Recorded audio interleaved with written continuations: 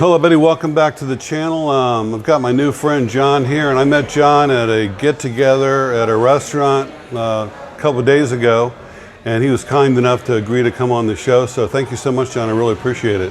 Well, you're welcome, Mark, and it's been a pleasure meeting you. And so where are you from? Tell me a little bit about yourself. Born and raised in Wisconsin, Wisconsin. United States. Have traveled a little bit in my life, lived in California, Arizona, and at one period between 2010 and 2015, I was in Costa Rica. Costa Rica. Now, how'd you like it down in Costa Rica? I know Costa Rica was awesome. The Yeah. natural environment, the people. I lived in the rainforest. I lived on the beach. I lived up in the mountain. I restructured a cabin up there for another gringa woman that was single and alone and needed somebody to help her take care of the property. Now, I heard in Costa Rica, because I've been there many times on cruise ships, that they're very pro foreigners coming to retire there, and they try and attract people to come and retire there, and that they're lenient on taxes and things like that. Is that true? That's absolutely true. And even when I was in Costa Rica, Mark, I actually took a job working for an American company in Zona Franca. It's called the Free Zone. And the owners of those corporations are able to employ up to 10% American citizens tax-free in an effort to generate the other 90% income opportunities for Ticos, the local Costa Rican citizens. Do you speak Spanish? I do. Yeah, that helps a lot if you're in South America. That's great. And so why did you leave Costa Rica? My father and mother were in their tail end of their years, and they had gone to assisted living, and I got a phone call one day from my older brother Mark, who's an eye doctor in California, and he said, "John, if you want to see Dad, he's on his last legs, you need to come home." So you came home and decided to stay, or? I came home, and with the estate matters and Mom's failing condition also, my parents were married 68 years. Wow. Dad made it to 93, Mom made it to 89, but after 68 years of marriage, we all knew, the siblings all knew that once one went, the other one wouldn't be far behind. Yeah, that's fantastic. And so why didn't, when your mother and your father both passed away, why didn't you go back to Costa Rica? I actually went to Florida to do a reconstruction project for a friend of mine, and I had already been retired at 62 and a half from the United States. And I was waiting to come to the Philippines, but my 72-hour PCR test results didn't come back. Oh, no. I've heard this before. I couldn't get on the plane in Florida to go to the Philippines, so I went to Mexico to just kill 6 months' time, and I stayed down there in Playa del Carmen, Cancun, and Cozumel area. Oh, it's nice there. Yeah, I lived in Cozumel for a long time, in Cancun. Nice down there. Beautiful. Again, as long as you speak the language, it makes it so much easier. And so you wanted to come to the Philippines. Had you been here before? Never been to the Philippines before. I started entertaining the thought of coming to the Philippines when I had a visa to go to Thailand in 2019 to teach English. COVID came, that trip was canceled. So I began long distance relationships online via Messenger and WhatsApp. And I started watching individuals like yourself and Old Dog and Geo, and just kind of fell in love with the idea and the concept, the culture here, the sincerity of the women if you find a good Filipina. So I just made a decision in my mind at that point in time that I wanted to come to the Philippines, not only for the natural beauty, the beaches and the environment, but I'm looking for a wife. I'm 65 now, and I don't want to grow old, so... And how long have you been here now? 37 days. 37 days, wow. Now, had you met somebody online before you came here? Yes, as a matter of fact, I had 4 different girls that were... I had known them for 4 years, 5 years. Yeah, just messaging friends online, right? Yeah. Being friends online. Right. And pretty much communicating on a daily basis. And they were the apple of my eye at that time, and I was anxious to come and meet these girls. And surprisingly, my plane flight was diverted. Unbeknownst to me, you know, things happen when you're traveling internationally. But my plane flight in Doha, Qatar, where I transferred to get into Cebu, was rerouted to Manila. So a girl that I had an arrangement to meet in Cebu, that was canceled, and I had to send her back home to northern Cebu province by Bantanian Island. And I flew directly to Dumaguete. 3 days later, I was mysteriously set up on a blind date at Starbucks coffee shop, and I met a very interesting single gal, closer to my age, never married, no children, and the rest is history. We're like Mutt and Jeff, and we're living together and planning to get married. Just the other day, she helped me to acquire a bank account here, even though I don't have an ACR yet. You have to be a resident or live here for at least 6 months. But Right. she knows someone in a bank management position, and because it's what you know or who you know, not always what you know. Oh, that's so true here. So true. I kind of got in under the ropes, and I actually have a bank account opened up already here. So it sounds like everything's just turn up roses here for you, huh? Ever since you got here, just everything's just working out, huh? Yeah, it's the man upstairs obviously diverting my flight, not meeting the younger girl that I had hoped to meet, then meeting Bev on this blind date, and being intellectually, emotionally, we're like, we've known each other 5 years or more. That's the feelings. That's how it feels, huh? Yeah. Oh, what did you do back in America? What was your career during your life? I'm a civil engineer and an architect. Oh, an with a architect. Construction project management kicker from Milwaukee School of Engineering. Wow. Someone told me a long time ago that one of the most difficult degrees to get is architecture, that it's really tough to be an architect. Is that true? It is, and it's very vast and multi-diversified, multitasking position. The architect generally works as a go-between between the developer and the governmental body where the construction is being done. Obviously, the civil engineer and structural engineers, it's a combination of all the different heads put together. The architect is kind of like the captain of the group of people involved in it, besides doing the design layout and the natural environment to blend it in, the aesthetics, the purpose and functionality of the building, size, shape, and whatever the building's purpose is going to be used for, to design it accordingly for functionality. You know, so a lot of guys I know that come here and get married, they end up building a house. Do you think you would be doing something like that, designing your own house and building it, or Eventually. Eventually, I'm considering it, and I've already looked at some parcels of land to try and get an idea, a concept of what the valuations are in different locations. But the construction techniques are, I'm sure, much different here than what you're used to, aren't they? Yeah, They're probably a little scary. yeah, the stick structures and the way that they pour and form the concrete with pump machines, it's just way under the valuation, the methods and materials that they use is far inferior to what constructabilities are. I've seen cinder blocks here. I could literally crush them with my hand. Correct. They like turn to sand.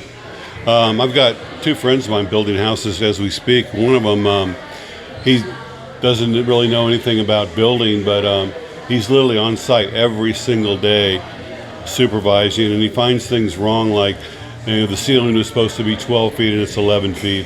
This wall is supposed to be 3 feet and it's 4 feet, or, you know, the septic tank was supposed to, for the washer was supposed to drain into a septic tank. They had it drain it into the street. You know, I mean, all these different things, but he's constantly finding things. Right. And there's a contractor there too, but he's catching all these things. So, Right. you know, I'd imagine that, you know, if you're going to build something, especially somebody like you know, you're going to want to be on site for 6 months, supervising everything, and have obviously your own design. Well, absolutely. The wiring in the home that I live in, and the home I live in now, is only 2 years old, but they only run a 2-wire system. There's no ground fault. Everything is far inferior. It's not encased. There's no conduit. It's the third world country, and oftentimes contractors will cut corners, or the materials that they have here are far inferior to the United States And there's no compliance. There's no building inspection here. Oh, there's not? No. Same thing in Costa Rica. Unless you're in a structured commercial zone like the capital city or Alajuela or Heredia, there's no building inspection here. The municipal governments and the barangays, they say, well, it's your property, it's your house, you're paying for it. If it falls down, it's not our fault. So it's basically up to the homeowner to ensure that he has proper project management, or as you say, the owner himself to be there to ensure that according to the design specifications, it's being built accordingly.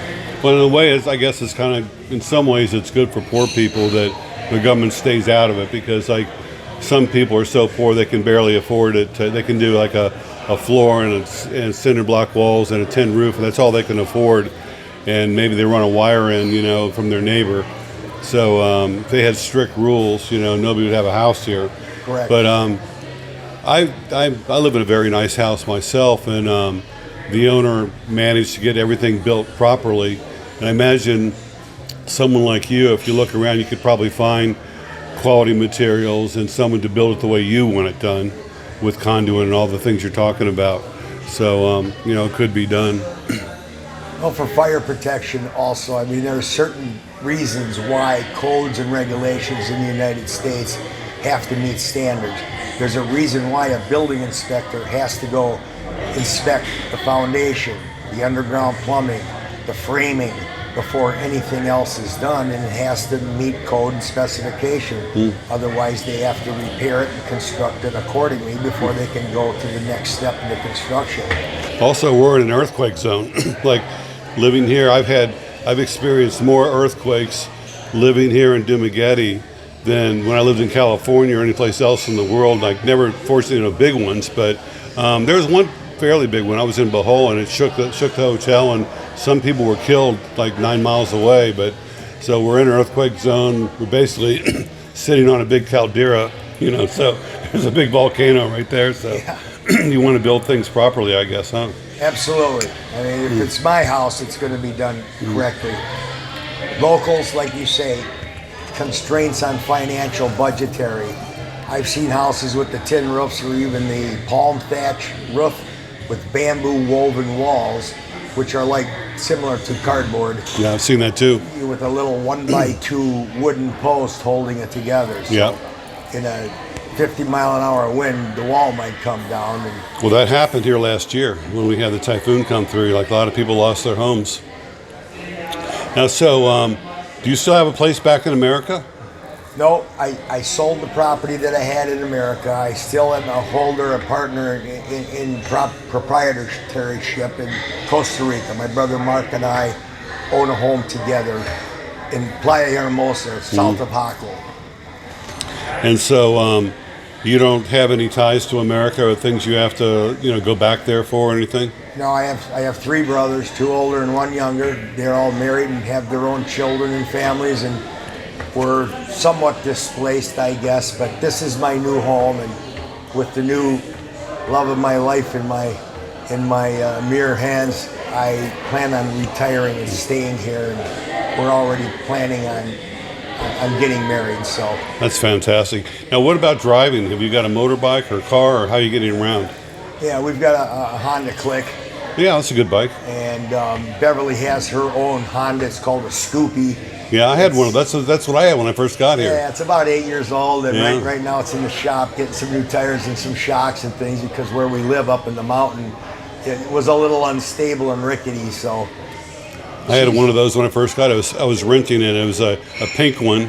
It's so small that my knees hit the handlebars, and for 6 months I rode that thing around, renting it until I finally bought my motorcycle. yeah, it's a girl's type Yeah, bike. it is a girl's bike.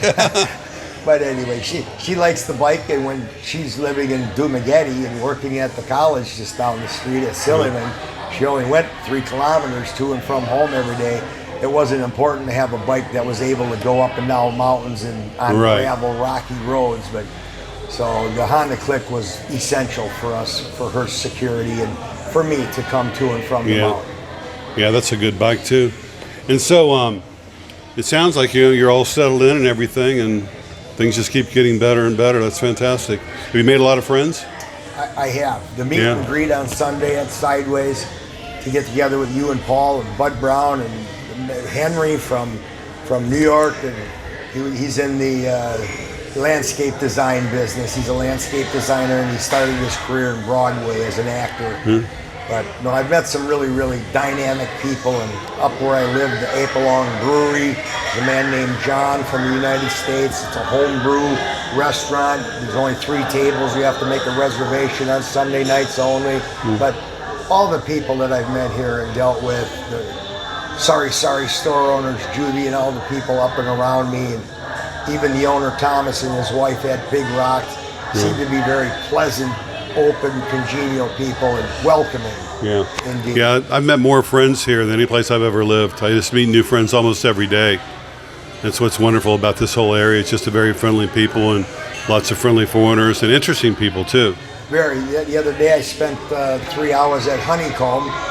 Yeah. Out by the boardwalk here Yeah. in front of Dumagetti, and 2 Australian gents that were staying at the hotel above came down, and we sat there for 2 or 3 hours chewing the fat and never skipped a beat, and they said, come on by anytime. So That's one of the things that a lot of senior citizens, guys our age, back in their home country, whether it's America, Australia, wherever, it's like you get lonely. You may be isolated, especially if you're not married, and you don't have any friends, and you find yourself just watching TV or on the internet or whatever, and you get real lonely and depressed. Where here, it's like people come up to you and want to meet you, and you just meet friends after friend after friend, and next thing you know, you've only been here a little while, and you've got this whole group of guys saying, hey, we're having a party, come on over, we're going to go do this, we're going to do that, and you have all these invitations. And if you're in a relationship, it's even easier for couples to socialize. Correct. And it just really, increases the quality of your life.